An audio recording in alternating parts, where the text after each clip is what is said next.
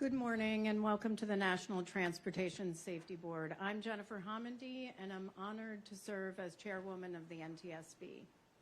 With me today are my board colleagues, Member Michael Graham and Member Tom Chapman.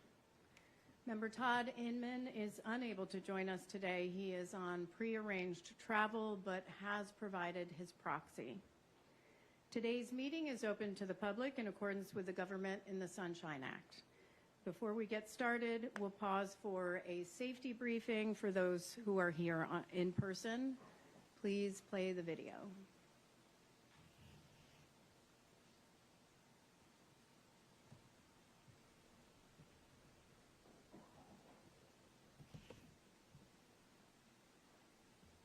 Hello and welcome to the NTSB boardroom.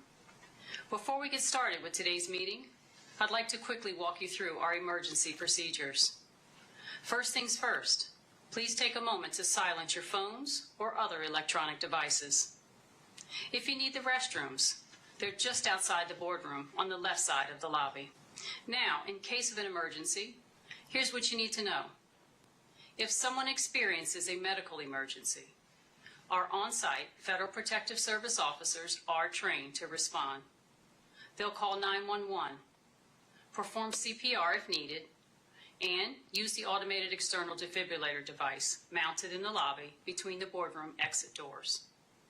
They're also trained to provide first aid. There's a first aid kit at the security desk in the lobby.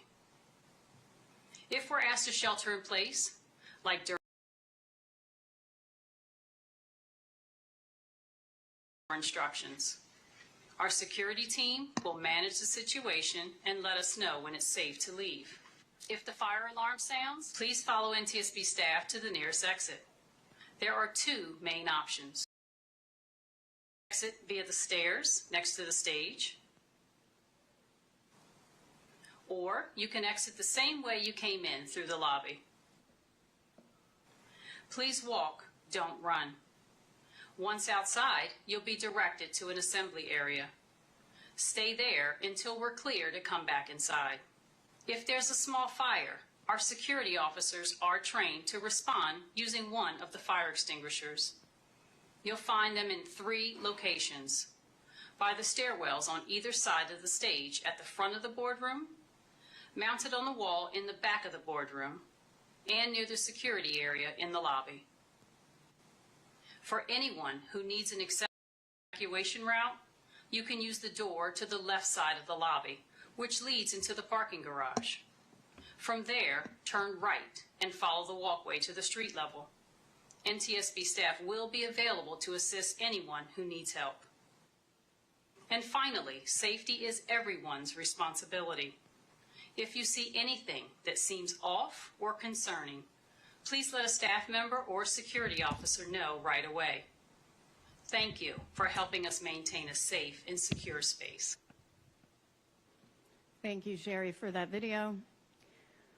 On March 26, 2024, about 1:29 a.m. Eastern Standard Time, the container ship Dali,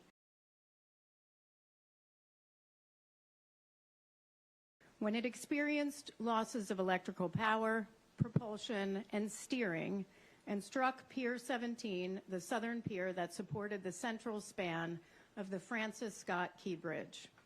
A substantial portion of the bridge subsequently collapsed into the river, and portions of the pier, deck, and truss spans collapsed onto the vessel's bow and forwardmost container bays. Tragically, 6 workers who were on the bridge died as a result of the collapse. A 7th worker survived but suffered serious injuries. An inspector escaped without physical injuries, and one of the 23 crew members aboard the Dali sustained minor injuries. On behalf of the entire agency, I want to extend our deepest sympathies to those who lost loved ones in this terrible, terrible tragedy, as well, of course, of the survivors who I hope are on the mend. I was the board member on scene for this accident, And I met with the families, and I boarded the Dali several times and saw the devastation up close. I can only imagine what the families and survivors have gone through over the last 20 or so months.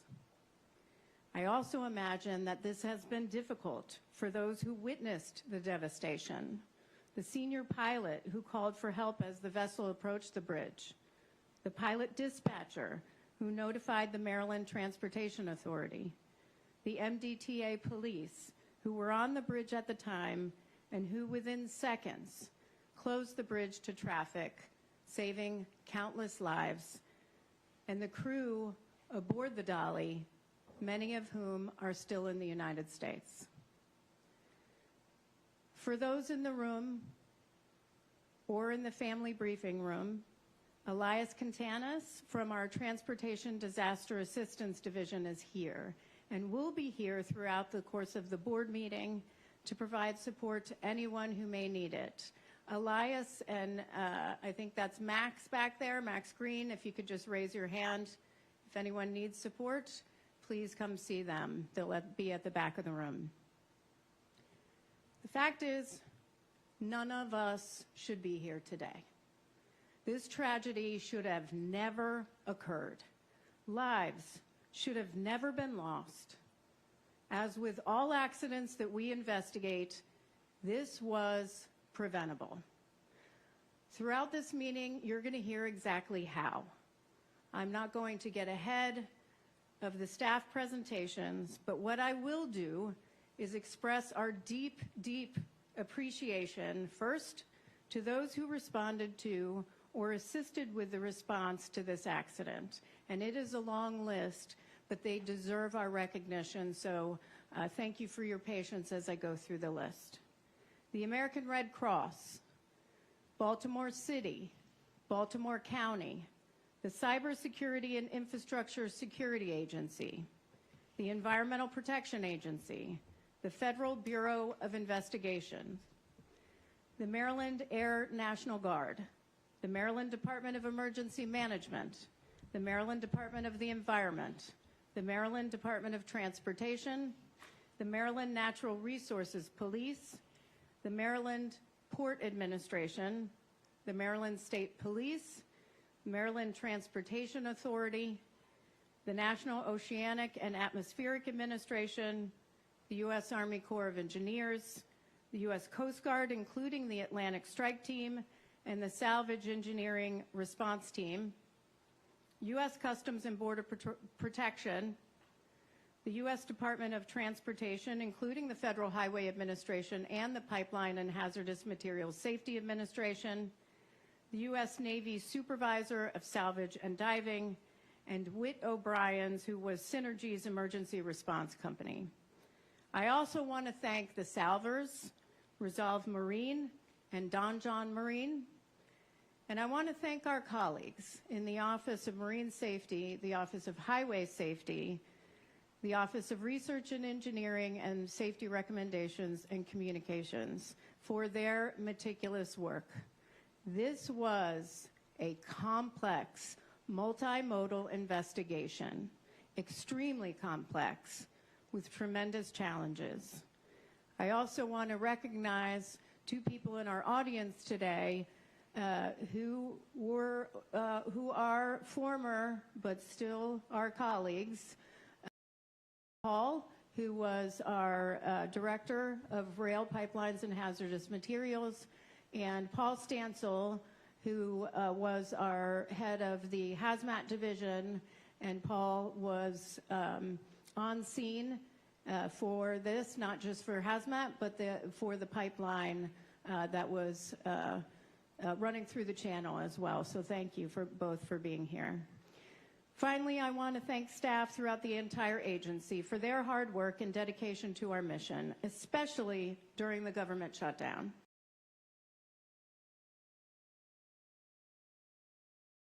It is essential, absolutely essential to our safety mission. I hope you know that you are highly valued, not just by this agency, but by all the board members. So let's now turn to today's meeting. Our Deputy Managing Director for Investigations, Brian Curtis, will introduce the NTSB team participating in today's meeting, and then we'll go into staff presentations. Once staff presentations are done, the board will deliberate.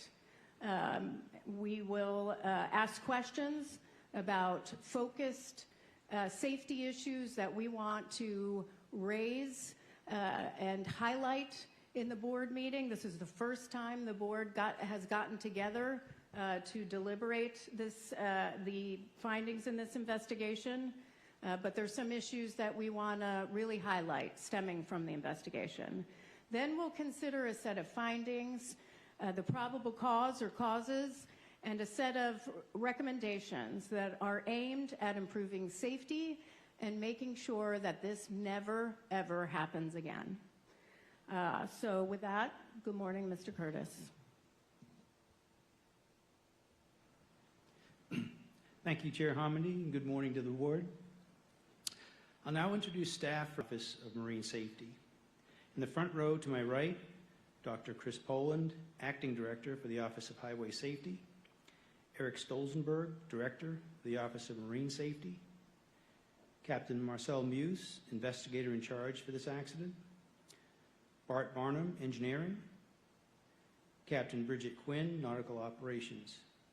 Second row behind me, left to right, Tom McMurray, NTSB's General Counsel, Jennifer Adler, Director for the Office of Safety Recommendations and Communications, Adrian Lamb, Materials from the Office of Research and Engineering, Todd Ginalone, Engineering, Scott Parent, Bridge Structures from the Office of Highway Safety, and the third row, left to right, and Sean Payne at the end of the second row, Recorders, Office of Research and Engineering.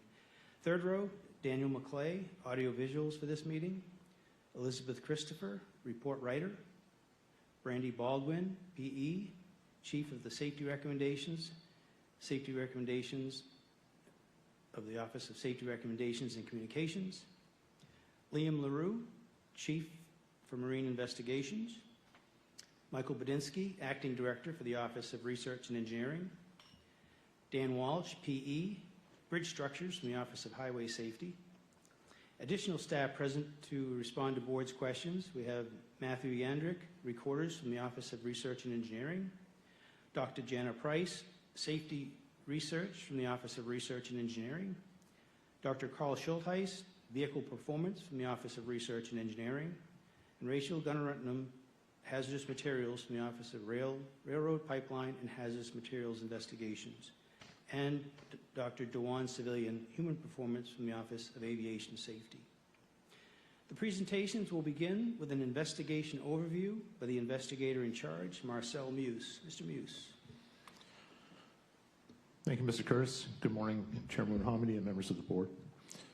This morning, staff will present our investigation into the contact of the container ship Dali with the Francis Scott Key Bridge, which occurred on March 26, 2024.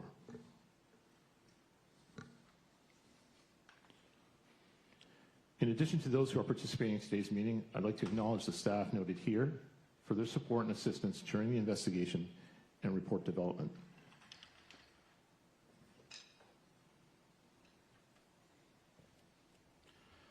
I'd also like to acknowledge the staff noted here who facilitated this board meeting.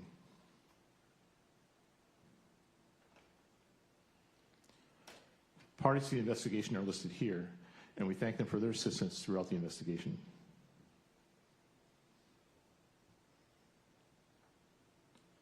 Substantially interested states are listed here. We also thank them for their assistance.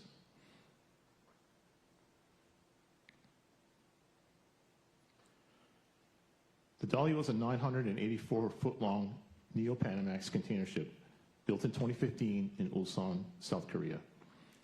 The ship operated in the container liner trade between Asia and the U.S. East Coast.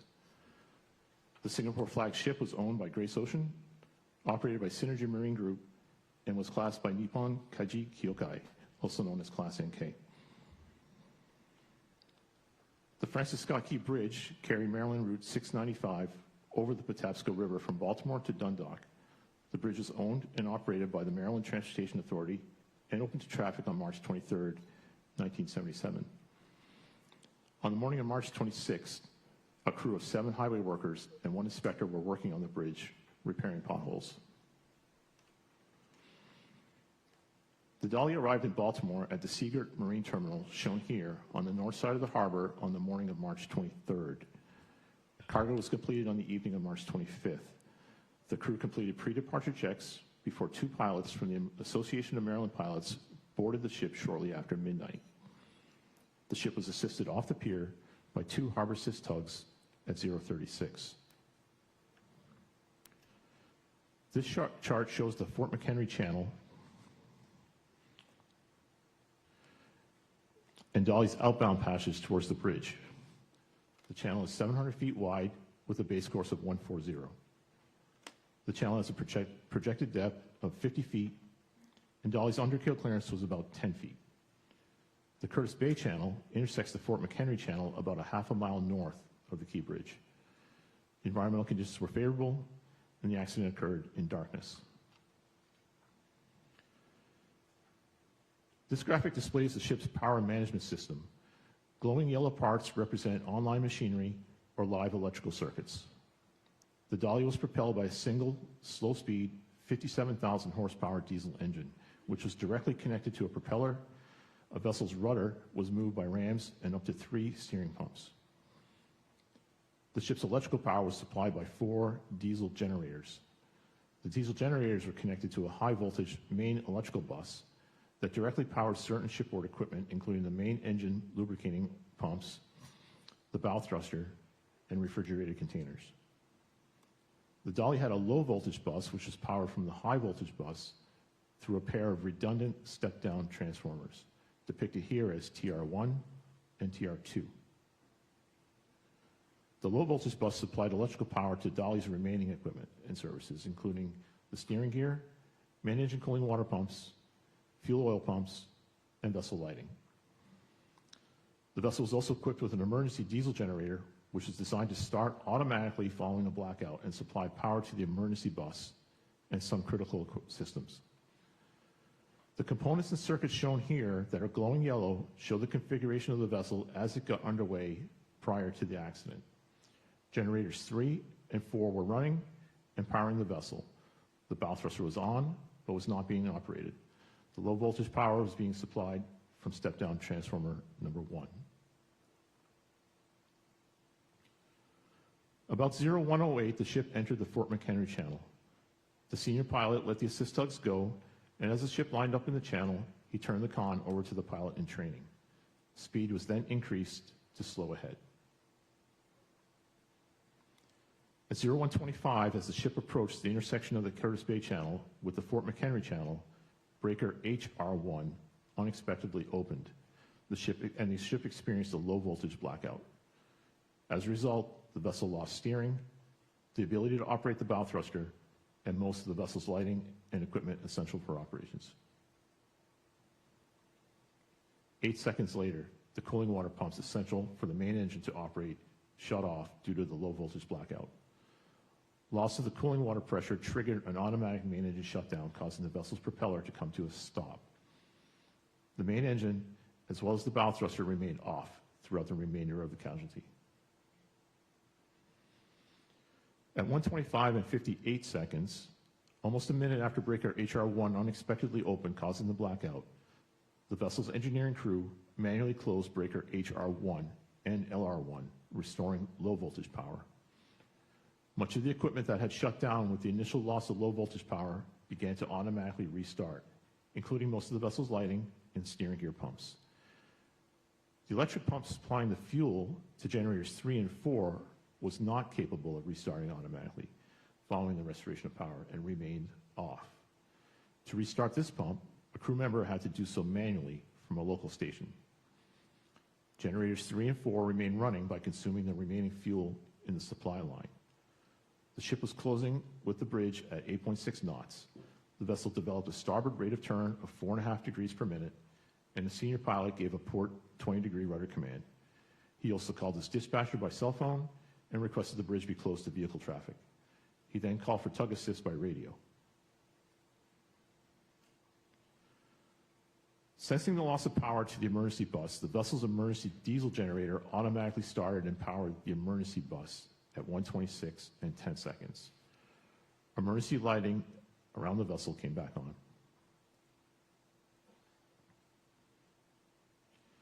As the fuel pumps for generator 3 and 4 had still not been manually restarted, what fuel remained in the supply line was insufficient to keep the 2 generators running, and the generators began to stall.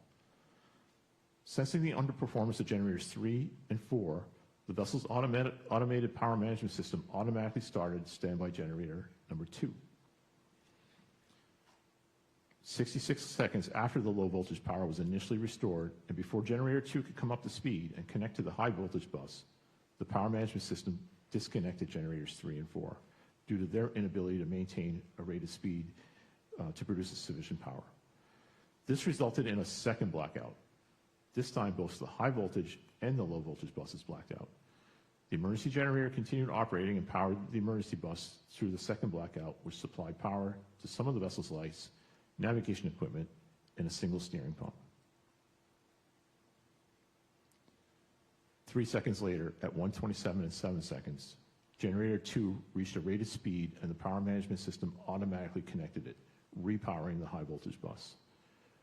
One diesel generator alone could run all of Dali's power needs at this time. Generators 3 and 4 remained running in a degraded state and were unavailable to be connected. On the navigation bridge, the pilot ordered the port anchor let go and increased the rudder command to hard port, or 35 degrees. At 1:27 and 36 seconds, the vessel's engineering crew manually closed breakers HR2 and LR2, restoring power to the low voltage bus, this time through step-down transformer number 2. Again, similar to the recovery from the initial underway loss of power, much of the equipment that had shut down due to the second loss of power began to automatically restart, including most of the vessel's lighting and 2 additional steering pumps. Unlike the fuel pump for generators 3 and 4, which required a manual restart, generator 2's fuel pump was set to automatically restart following the restoration of power. The ship was now on a heading of 155, 1,200 feet from the bridge, and closing at 7.5 knots. The rudder was hard over, which had little effect without any propulsion. The right southbound lane of the bridge had previously been closed, and MDTA officers were stationed on either end of the bridge to assist with traffic. About this time, they were told of the emergency and instructed to close both ends of the bridge to all traffic.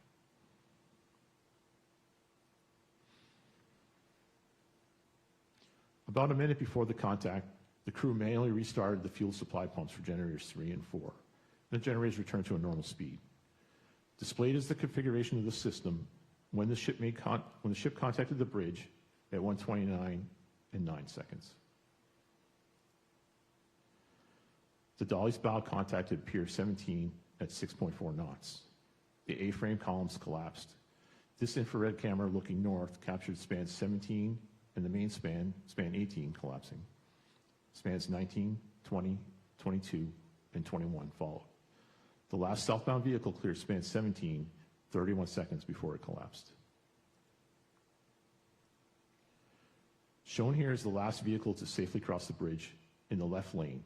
Dali can be seen on the right, as indicated by the yellow circle, seconds before the second blackout.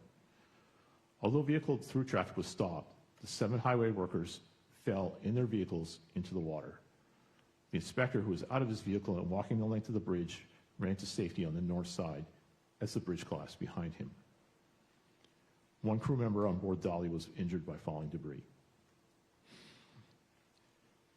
An MDTA police boat rescued one seriously injured highway worker who had escaped from his truck. The remaining 6 fatally injured workers were recovered over the next several days. All were found in their vehicles. Shown here is an extract from the dash cam of the last southbound vehicle to safely cross the bridge.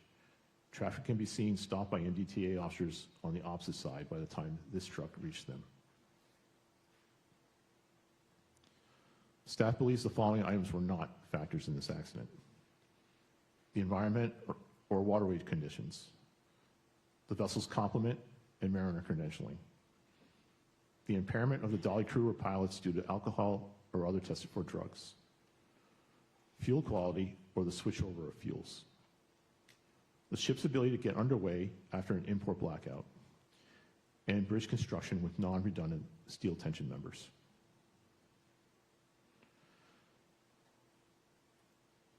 Staff will discuss the following safety issues: the improper placement of wire labeling banding on terminal connection wires, the lack of specific guidance for inspecting terminal connections, the configuration of machinery and electrical systems needed to prevent the loss of propulsion, the lack of effective means of emergency communications to warn motorists and notify highway workers,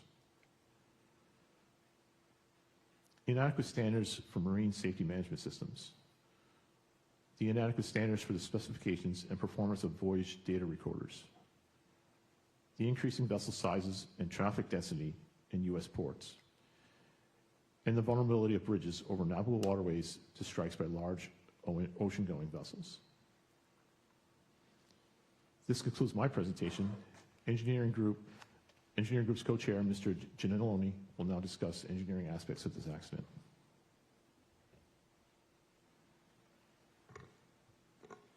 Thank you, Mr. Muse.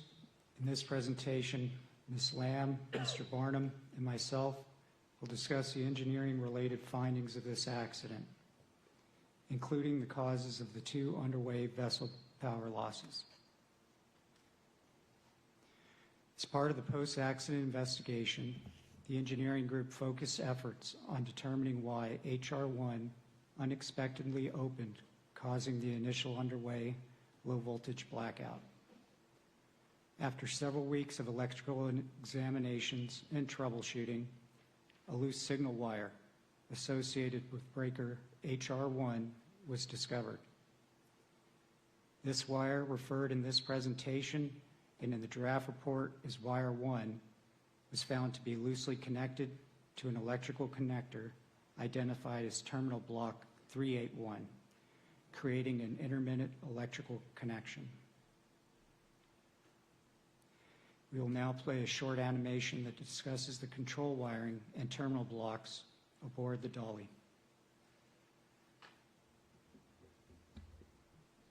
The Dali electrical system distributes power and control signals throughout the vessel.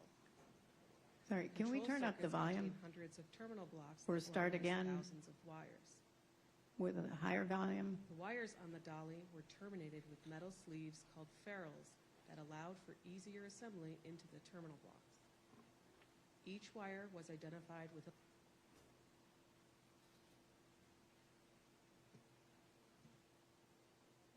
The Dali electrical system distributes power and control signals throughout the vessel. The control circuits contain hundreds of terminal blocks that organize thousands of wires. The wires on the Dali were terminated with metal sleeves called ferrules that allowed for easier assembly into the terminal blocks. Each wire was identified with a labeling band. This image shows several terminal blocks on the Dali with wires connected. To assemble a wire into a terminal block, a tool inserted into a side port opens a spring clamp, which allows the wire's ferrule to slide into place. Removing the tool closes the spring clamp, securing the ferrule firmly against the terminal block's internal conductor bar. Labeling bands identify wires and are typically positioned on the wire insulation. However, many labeling bands on the Dali wires were placed partially on the ferrules, which increased the ferrule's overall circumference. As a result, during vessel construction, some of the ferrules could not be fully inserted in the terminal blocks, including the ferrule on wire 1 from terminal block 381. On that wire, the labeling band prevented full insertion of the ferrule, so the spring clamp gripped only the ferrule's tip, resulting in an inadequate connection. Due to this unstable connection, over time, the ferrule on wire 1 slipped out of the spring clamp to rest atop the spring clamp face, resulting in a precarious electrical connection. When a gap occurred between the ferrule and the spring clamp face, the electrical circuit was interrupted, leading to a blackout on the Dali.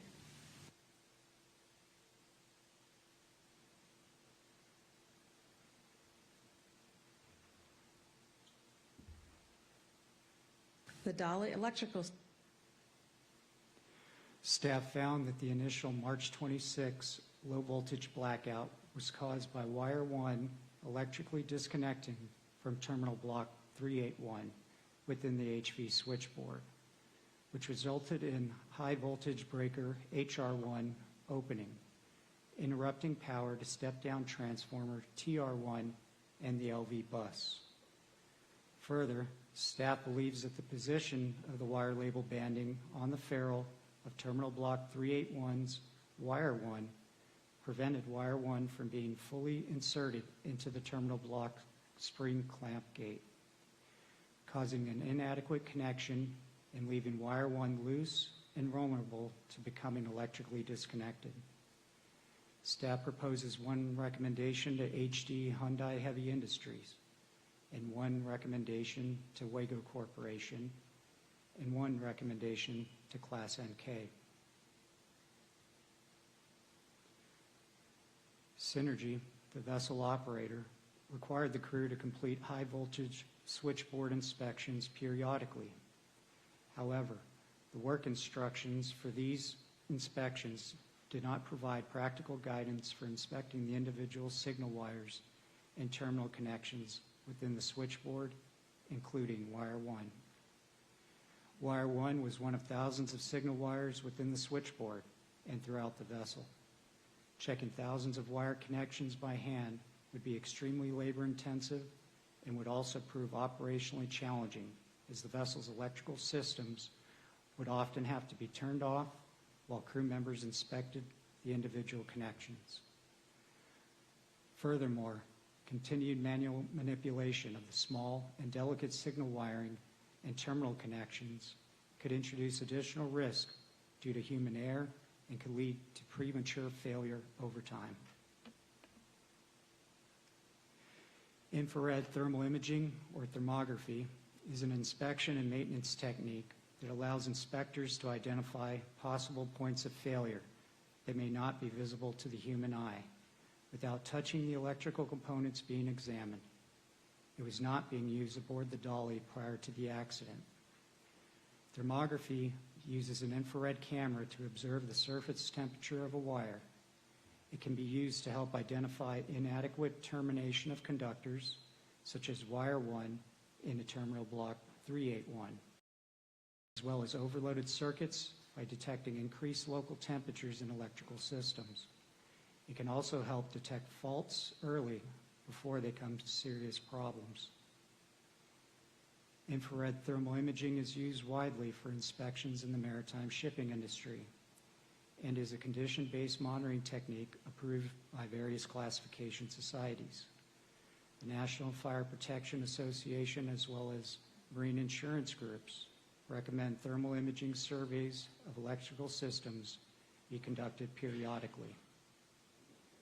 Further, Wago Corporation, the manufacturer of Terminal Block 381, uses thermal imaging during their production and quality assurance processes to ensure that its components are not defective. Staff believes if infrared thermal imaging had been used to inspect wire connections within the HV switchboard before the accident as part of the Dali's preventative maintenance program, the loose signal wire may have been identified. Staff proposes one recommendation to Class NK and one recommendation to Synergy Marine Group. Mr. Barnum will now continue. Thank you, Mr. Ginalone. Modern ocean-going vessels are complex pieces of engineering. They are essentially floating cities designed to spend years continuously operating in challenging environments, transporting goods and people around the world.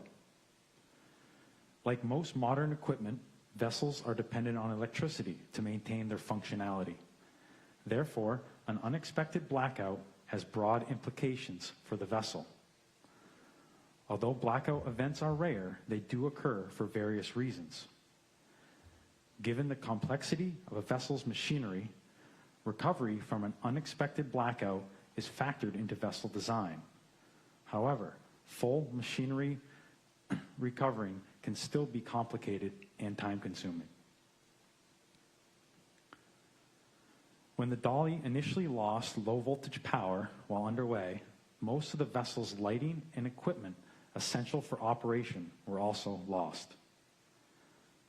The vessel's alarm monitoring system did not provide the engineering crew members with any warnings or initiating alarms that alerted them of the impending blackout. Despite this sudden blackout, which resulted in numerous alarms sounding immediately, simultaneously, and continuously, the crew members in the engine control room were able to determine relatively quickly, within 58 seconds, that breaker HR1 had opened, causing the low voltage blackout, and were able to manually restore power. Staff found that the loss of power to the low voltage bus led to a loss of lighting and machinery, including the main engine cooling water pumps and steering gear pumps, which resulted in a loss of propulsion and steering. Staff believes that the engineering crew's initial response to restoring LV power after the first underway blackout was timely. In the review of the Dali's machinery and electrical systems, the NTSB identified 4 safety concerns that, although not causal in the initial blackout, are related to preventing a loss of propulsion and recovering fully following a blackout. First was the configuration of the main engine to shut down due to low cooling water pressure. This automatic shutdown was configured during the construction of the vessel to meet the Classification Society rules at the time. However, current classification rules no longer require this shutdown, and the main engine designer does not specify or encourage it to be an engine shutdown. For the crew of the Dali to effectively steer the vessel, the main engine had to be operating, rotating the propeller, and providing wash across the rudder. When the main engine cooling water pumps shut off due to the initial underway blackout, the main engine automatically shut down moments later and was not restarted, severely limiting the vessel's ability to maneuver. Due to the dependence on vessel machinery with maintaining maneuverability, system redundancy is essential and is factored into vessel design. As cargo vessels evolve over time, it is important that technology keeps pace. Staff found that the as-built configuration of the Dali's main engine to automatically shut down due to low cooling water pressure met classification standards at the time the vessel was constructed. However, it endangered the vessel because it prevented the main engine from being available following the initial underway blackout, thus reducing the vessel's maneuverability. Staff proposes 1 recommendation to Synergy Marine Group and 1 recommendation to the U.S. Coast Guard. The second safety concern that, although not causal in the initial blackout, was the use of the flushing pump as a fuel oil service pump for the 2 online diesel generators. While the Dali was in Baltimore, diesel generators 3 and 4 were supplied fuel from a single standalone fuel pump, the fuel oil flushing pump. This pump shut off and stopped supplying fuel to the generators on March 25th, when a blackout occurred due to human error while the vessel was alongside the dock, and then again on March 26th while the vessel was underway following the initial underway blackout.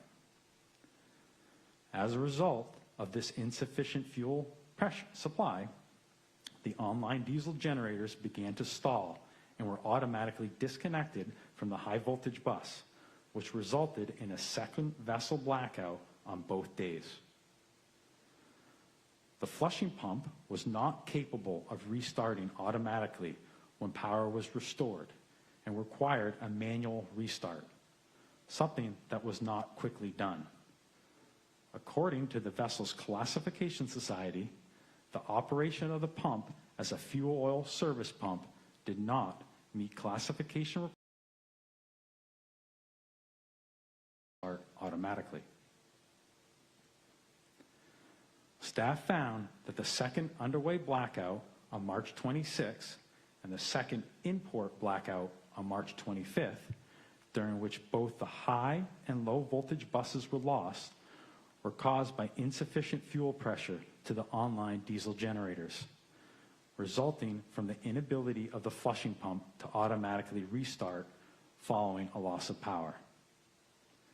Further, staff believes that the crew's operation of flushing pump as the service pump for the online diesel generators was inappropriate because the necessary fuel pressure for diesel generators 3 and diesel generator 4 would not be automatically reestablished after a blackout per the fuel system's design. Synergy provided technical oversight, assistance, and guidance to its vessel operators through several means. The Dali was equipped with a remote equipment monitoring system, which allowed Synergy's technical superintendents and managers to monitor real-time vessel operations, data, and analytics. Also, these Synergy experts were in touch with the Dali's crew at least daily, via email or phone. Further, a team of experienced Synergy technical managers and superintendents provided oversight to Synergy's vessels through biannual vessel inspections. These comprehensive inspections lasted a week or longer and covered a broad range of areas and topics, including the vessel's machinery and electrical systems. Despite this, Synergy was unaware that the flushing pump was being used as a standalone fuel oil service pump on the Dali and at least one other Synergy-operated vessel. Staff found that Synergy's operational oversight was inadequate because it did not discontinue crew's ongoing use of the flushing pump as a service pump for the diesel generators aboard the Dali and at least one other vessel. Staff proposes one recommendation to Synergy Marine Group. The third safety concern related to the recovery from a loss of power was the operation of the vessel's low-voltage step-down transformer, high-voltage breakers in manual mode rather than automatic. The Dali's low-voltage bus was connected to the high-voltage bus via two redundant step-down transformers. The high-voltage breakers, HR1 and HR2, which linked to these step-down transformers, had two control modes, manual and automatic. Synergy left the configuration of these breakers to the vessel's crew's discretion, as did the classification society of the vessel and the original equipment manufacturer, who provided no specific requirements or guidance on which control mode should be normally used. In practice, the two control modes were used to assist the crew in seamlessly changing over transformers for routine maintenance or operational purposes without having to black out the low voltage bus.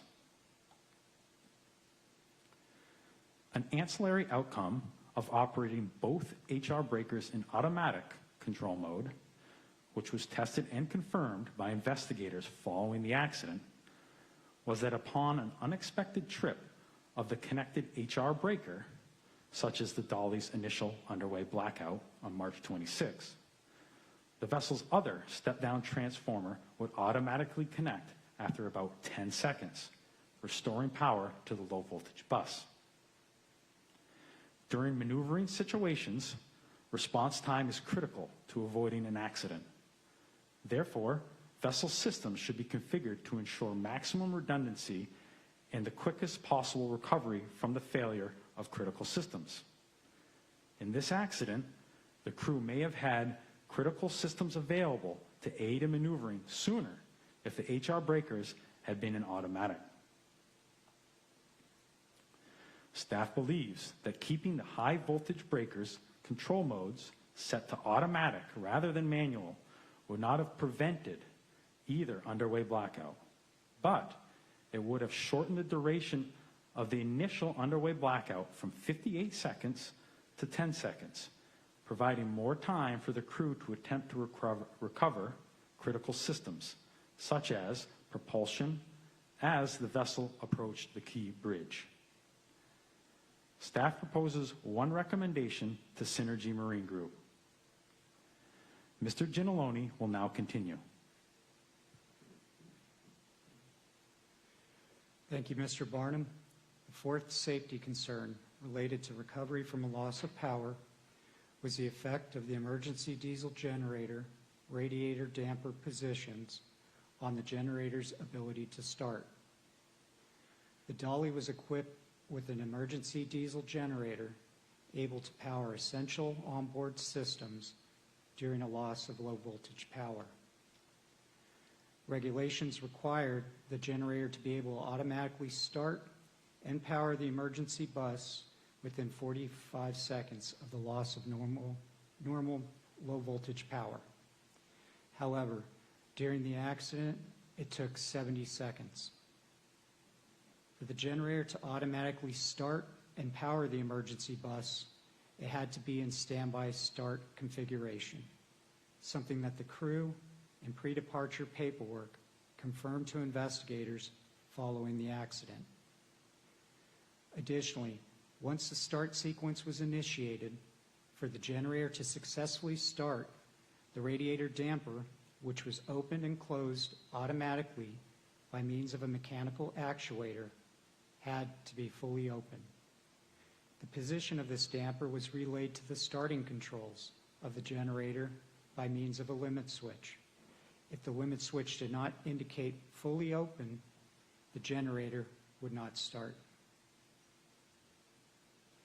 Staff found that it is likely that the emergency diesel generator's failure to connect and power the emergency switchboard within 45 seconds, as required by International Maritime Organization regulations, was due to the emergency diesel generator radiator damper actuator's limit switch not indicating open in the required time due to unknown circumstances.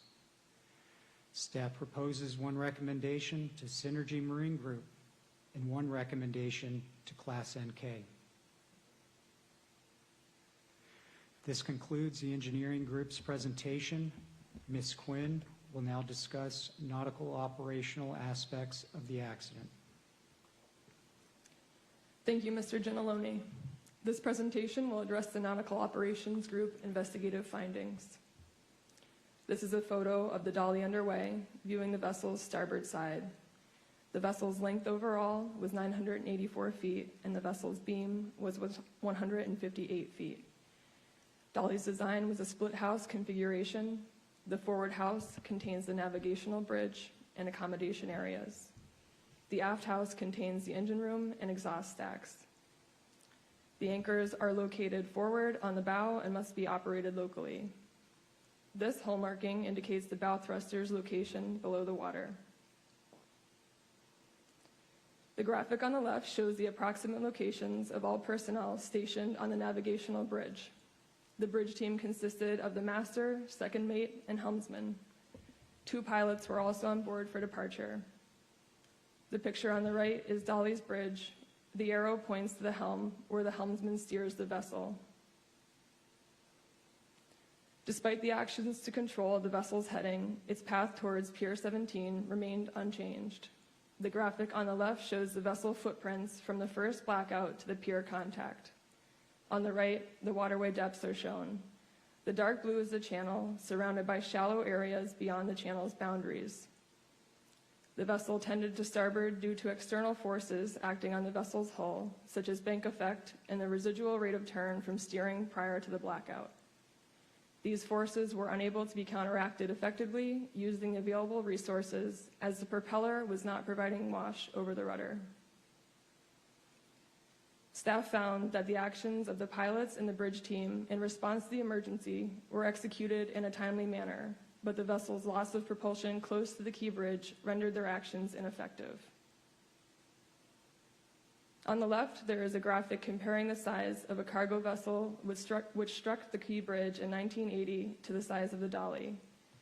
When the smaller vessel struck the bridge, it destroyed the pier fendering system and caused minimal damage to the pier and the vessel. The expansion of global trade is a major driver of increased vessel size. As the volume of goods transported across the ocean grew, the demand for larger vessels to accommodate the increase also grew.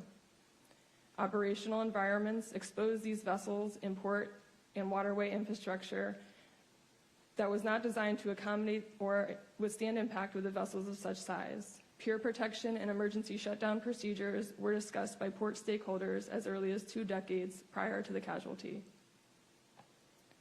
Staff found that larger vessels pose risks and challenges to maritime safety due to their reduced maneuverability and restricted waterways.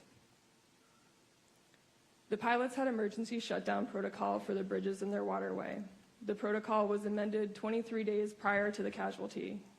The active protocol instructed pilots to contact the Coast Guard as the single point emergency contact for shutting down bridges in the event of a potential strike.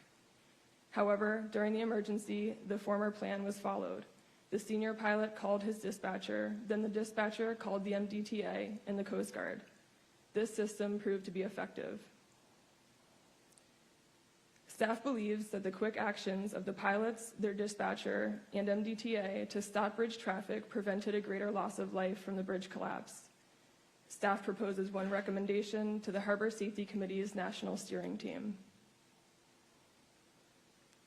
I will now discuss safety management system aspects of this investigation.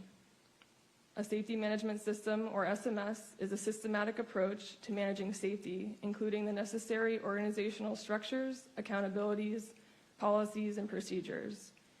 An effective SMS can help organizations reduce and prevent accidents, the loss of lives, time, and resources. Proactive safety management, when done correctly, is predictive and designed to anticipate and address safety issues before they occur, and utilizes continuous data analysis to improve policies and procedures. In the maritime industry, the International Maritime Organization's International Safety Management Code, or ISM code, establishes the standard for safety management systems. The code prescribes 6 functional requirements. Under the code, vessel operators must define and document responsibilities and authorities relating to safety. They must develop detailed policies and procedures for key shipboard operations, including procedures for responding to emergencies and reporting accidents for all crew members to follow. Regular audits are required.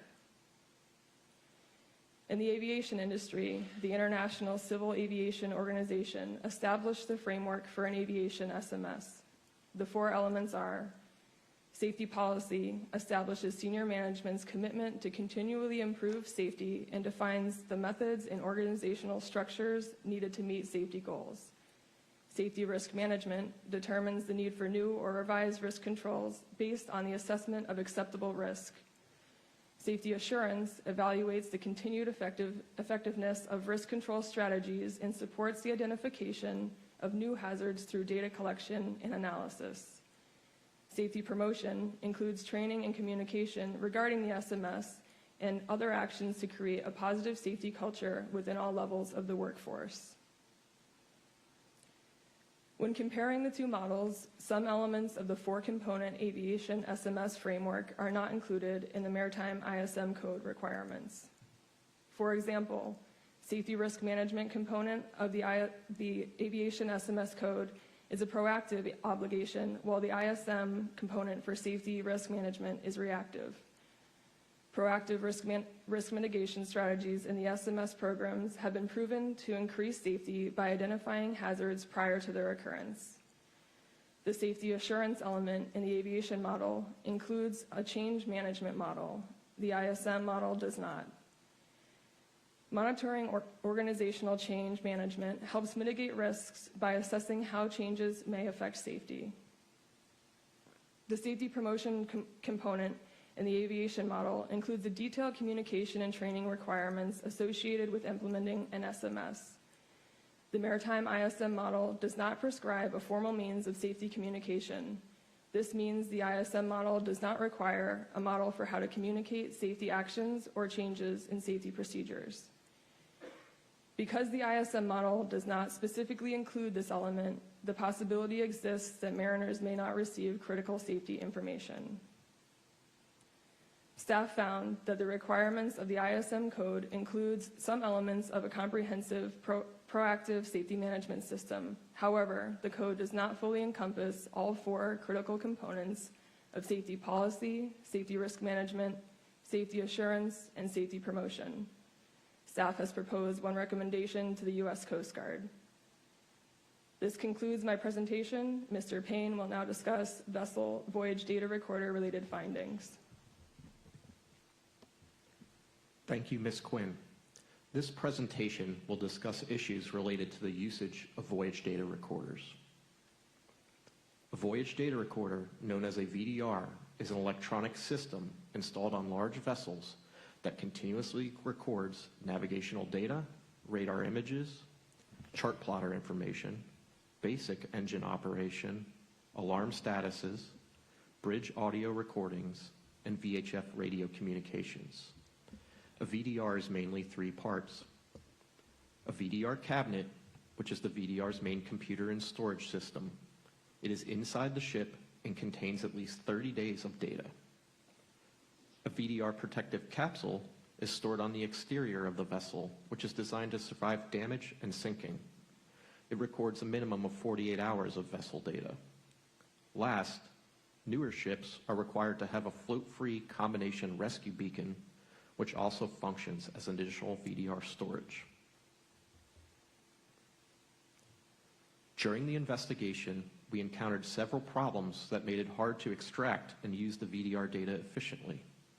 Key issues included unrecorded data during the vessel's first underway blackout, the lack of recording of communications between the Dali's bridge and the Dali's engine room, the digitally destructive mixing of recorded bridge audio channels, inadequate VDR playback software, the inability to download the full data set on board the Dali, and the complex workflow for processing proprietary VDR data in the common formats. Overall, current VDR performance standards don't fully address how required software should function for users who review the data, which creates delays to investigation and limits the usefulness of the VDR to make a timely impact on safety issues. VDR standards mandate that only bridge audio is to continue to be recording during a power loss. Under normal power, the VDR records information streams such as bridge microphone audio, the ship's engine and rudder operation, GPS position, AIS automatic identification information system, and chart plotter information. However, when the ship blacked out, only bridge audio was recorded. The other signals, like GPS position, were still sending data, but their own requirements state that they must remain powered by their own batteries during a blackout. The VDR did not record these powered signals. As a result, investigators had to rely on other external shoreside data to plot the Dali's movements. When asked about this issue, the manufacturer of the VDR stated that, quote, "The other items are not recorded because they are not required to be recorded." During the accident, the Dali bridge and the Dali's engine room teams communicated via an internal telephone system that stayed powered during the blackout. The VDR did not record and was not required to record this communications line. Only the Dali bridge side of the conversation was captured by the microphones. Because the crew had survived, investigators were able to corroborate the details through crew interviews and these one-sided recordings. During the blackout, the VDR continued to record audio from the Dali's bridge microphones, but the quality was degraded by numerous alarms that were triggered. VDRs record audio in mono format. Mono mixes audio channels in a way that can't be reversed. This is called destructive mixing. Alternatively, stereo mixing mixes audio channels in a way that can be reversed. This is called non-destructive mixing. The diagram shows the placement of the microphones on the Dali, and the color lines show how the mics were connected digitally. Microphones sharing a color were mixed as mono. Because mono audio cannot be separated, alarms near one microphone can obscure conversations elsewhere, making it difficult or impossible to determine what the crew said during an incident. Current VDR standards allow destructive mono mixing. A lack of defined specifications for playback software creates challenges for safety-related users. For example, the software on the Dali's VDR could not perform a full download of the VDR data set, forcing the removal of the VDR and for download at the manufacturer's facility. VDR software also lacks many basic features to review data. The audio playback feature is primitive and does not allow the user to rewind in short increments. Recorded vessel data cannot be displayed in basic graphs either. Because the software lacked these features, analysts are forced to export the data, but the VDR standards do not define any acceptable methods to do this either. For instance, the Dali's VDR exports audio in tens of thousands of short files instead of a simple continuous recording. The VDR standards allow these types of illogical protocols. Because of these issues, investigators must rely on alternative means of playing back VDR data. The practice has become so commonplace that investigative authorities around the world share and maintain a database of alternate VDR software. The standards for VDRs are two parts. First, performance standards, which generally outline VDR specifications. And second, technical specifications, which address the technical details of the VDR systems. The International Maritime Organization, IMO, sets the overall VDR performance standards. The International Electrotechnical Commission, the IEC, develops the VDR technical specifications for VDR manufacturers to follow. The IEC develops technical standards that the member states or countries agree meet the IMO standards. In the United States, the U.S. Coast Guard is the U.S. representative to IMO. On the technical side, the American National Standards Institute, or ANSI, is the U.S. representative to IEC. Staff has found the VDR was designed to shut off data during the blackout despite the availability of important incoming data streams. Bridge and engine room communication were not required to be recorded. The VDR standards allow independent bridge audio recordings to be destructively mixed, which worsens the quality of the audio. VDR standards do not define any performance requirements for VDR software to be useful in a real-world environment, and VDR users often seek alternate methods of playback. Staff has proposed one recommendation to the American National Standards Institute and one recommendation to the U.S. Coast Guard. This concludes the Recorders Group presentation. The Bridge Structures Group Chair, Mr. Parent, will now discuss the bridge aspects of the accident. Thank you. Thank you, Mr. Payne. My presentation will first discuss the urgent recommendation report and recommendations issued in March 2025, including the lack of vulnerability assessment for the Key Bridge and the more widespread issue of the lack of vulnerability assessments for other bridges frequented by ocean-going vessels. Next, I will discuss the need for motorist warning systems on bridges. And lastly, I will address the highway workers on the bridge when it collapsed and the need for effective and immediate communication. The overall length of the continuous steel through truss bridge was 9,086 feet, and the bridge had a maximum vertical clearance of 185 feet within the main navigational channel over the Fort McHenry Federal Channel. The Key Bridge was designed according to the 1969 American Association of State Highway and Transportation Officials, or AASHTO, standard specifications for highway bridges. These specifications predated the regulatory requirements for bridge protection systems from vessel contacts. Despite not being a requirement, the Key Bridge was originally designed with pier protection systems for piers 17 and 18, including 4 dolphins, shown by the yellow circles, and pier fendering systems, shown by the yellow rectangles. However, the pier protection systems had not been evaluated to consider impacts by today's ocean-going vessels.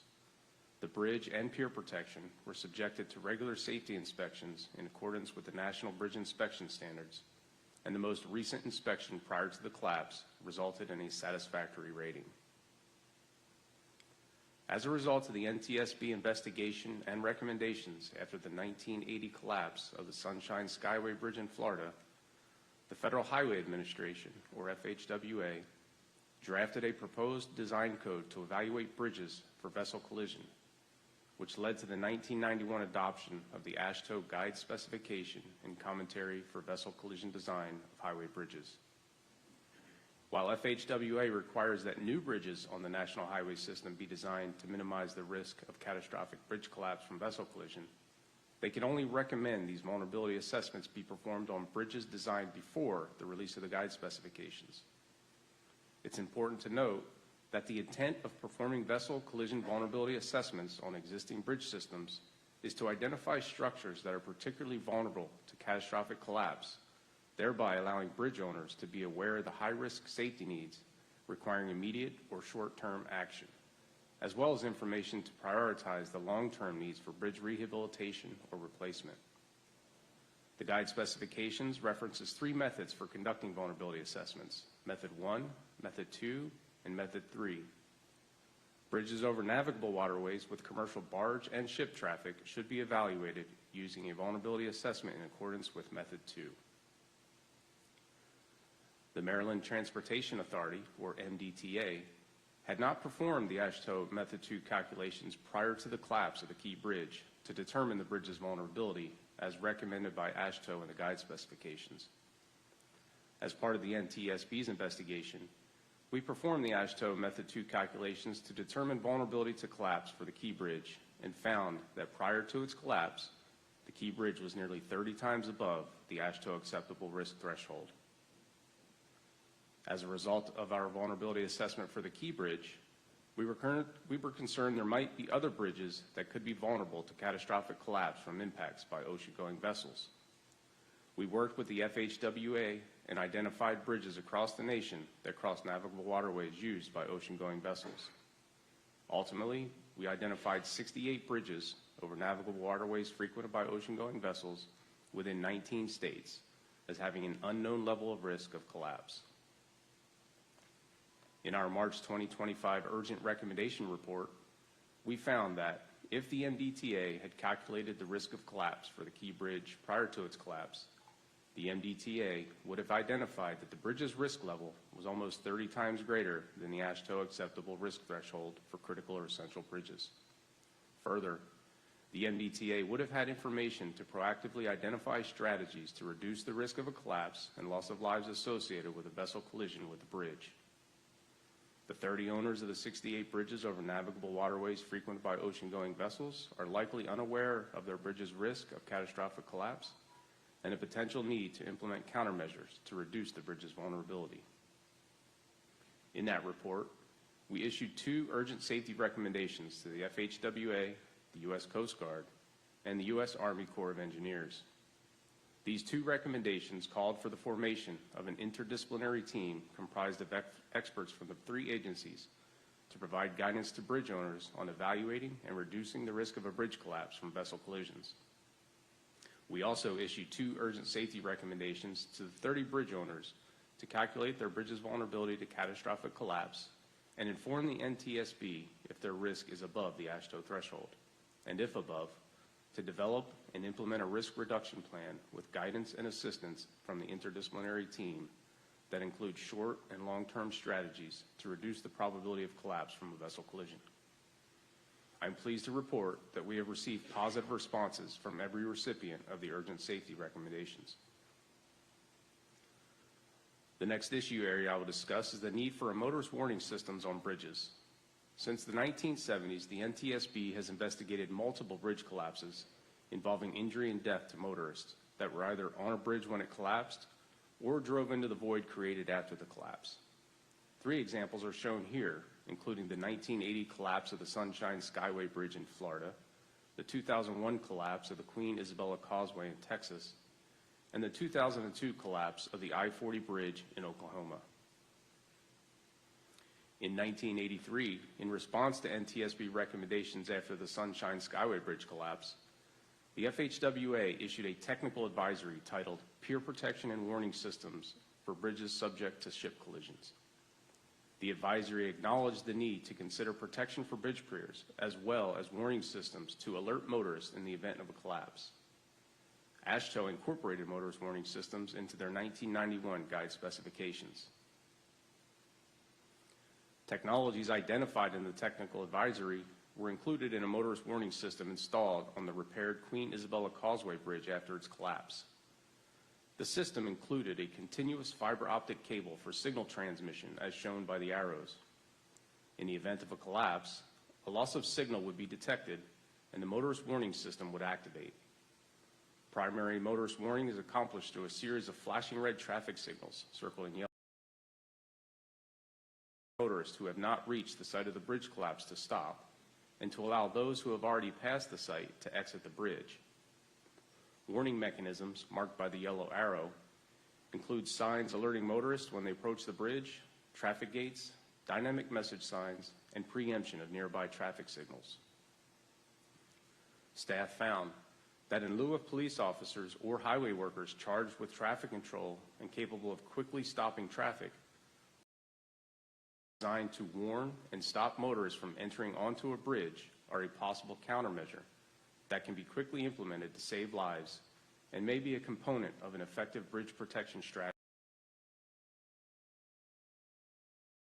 Recommendation to bridge owners with bridges above the AASHTO threshold or who have not yet completed their Method 2 calculations. Staff also found that the owners of bridges over navigable waterways frequented by ocean-going vessels would benefit from updated guidance on motorist warning systems, including incorporation of a hazard alert and sensing technologies capable of detecting errant vessels that would indicate a need for a bridge closure, and systems that would both warn and prevent motorists from entering a bridge once a threat is detected. For these reasons, staff proposes two recommendations, one to AASHTO and one to the FHWA.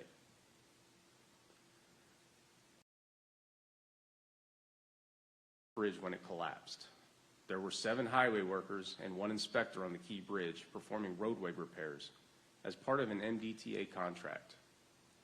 Prior to the collapse, the inspector was walking on span 22 near his vehicle, and the highway workers were on a break and were all sitting in vehicles.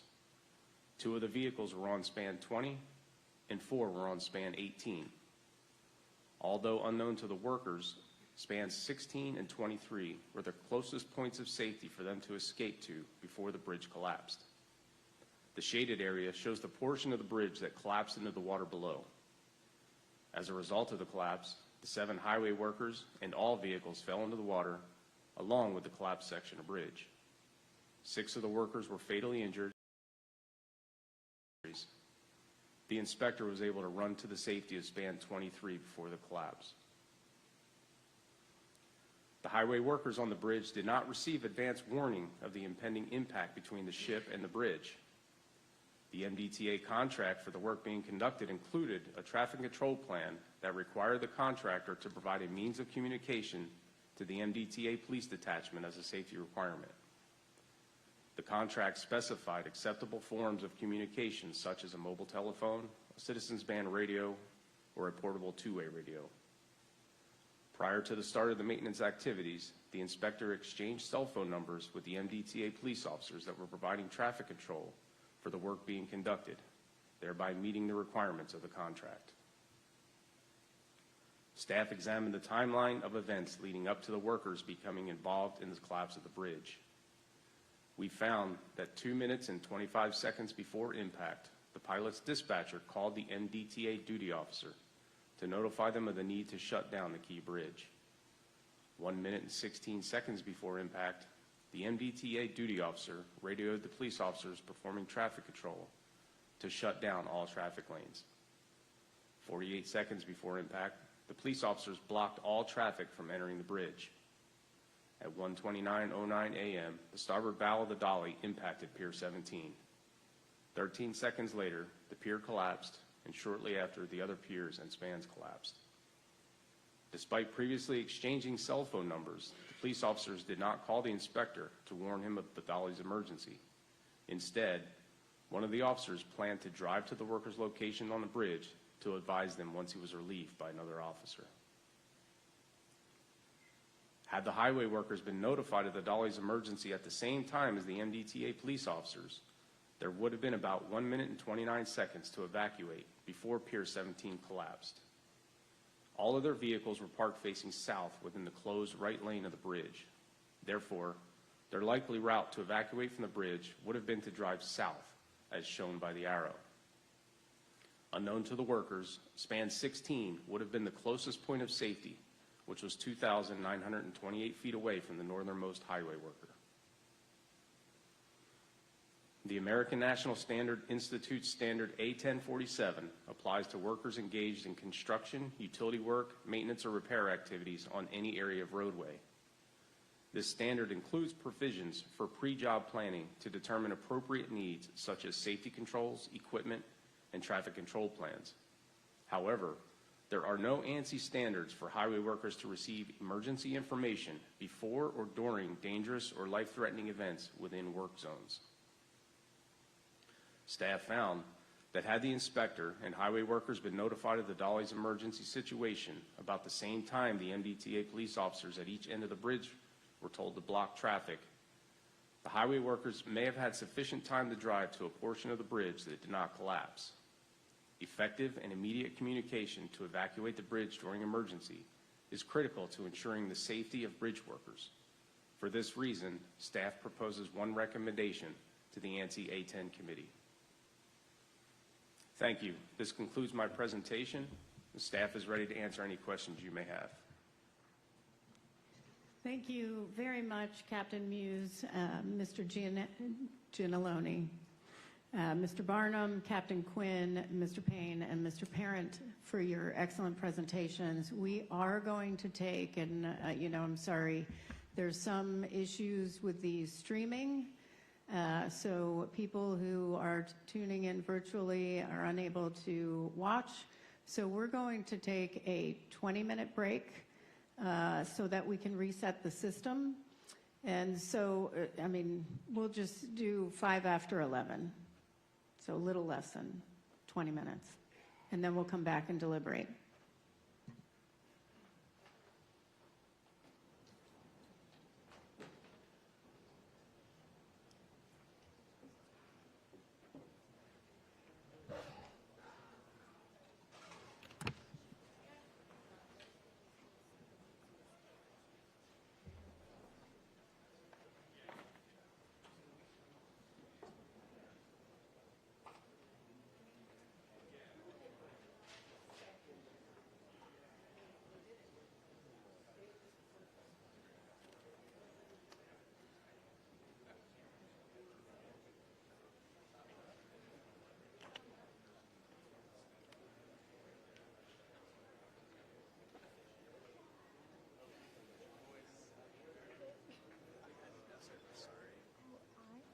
I got in the mall, so I saw a freelance photographer for NBC, like sitting outside, and I was like, hey, I want to go.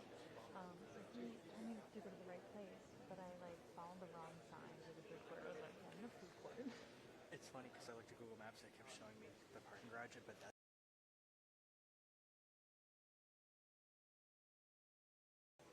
an hour, Or even it took me 3 hours.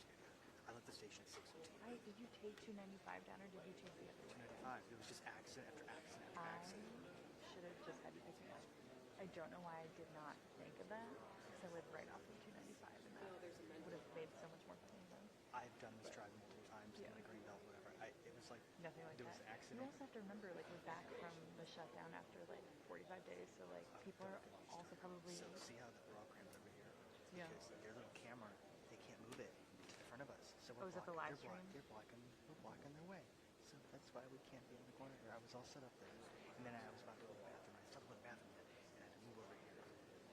I could have just got it still have the seal, but I got on. I was like, it's so cool I think here, but I'm we've just just accepted that today is kind of going the way it's going, and we're just gonna make it work. my phone kept looking for service. I put on airplane mode. I'm getting some stuff coming through. Okay. I think I was trying to reply to you, but It's okay. I ended up figuring it out. the end of things. But I like just followed the wrong sign, and so I was all over the place. I'll let you go to the bathroom. I just wanted to. No, everyone's probably in the bathroom. I wanted to convene with you. Basically, the first half hour. So, I don't know. The first guy talked about circuits and how they, like a wire was clipped so it couldn't go all the way down to connect it. So it was like this, all this electrical engineering terminology. I know what it is. I just Well, I mean, I don't need to know. no, like, that was that. So they yeah. said that the manufacturer, So they're basically of saying. Hyundai should have put the. That's why it wiggled out and caused the blackout. And then Okay, so it was a loose circuit that basically Yeah. caused the initial blackout, and then I was here And for then- when they were explaining all the different factors that basically made so they couldn't even cushion the blow, they couldn't get it back on. yeah, like, there was just all these they did what they faulty could. It was things. just yeah. They said the crew did everything right. Basically, it was just a bunch of stuff on the ship that was Mechanical also stuff. wrong. It's outdated stuff. All outdated stuff. Yeah. It's with everything. It's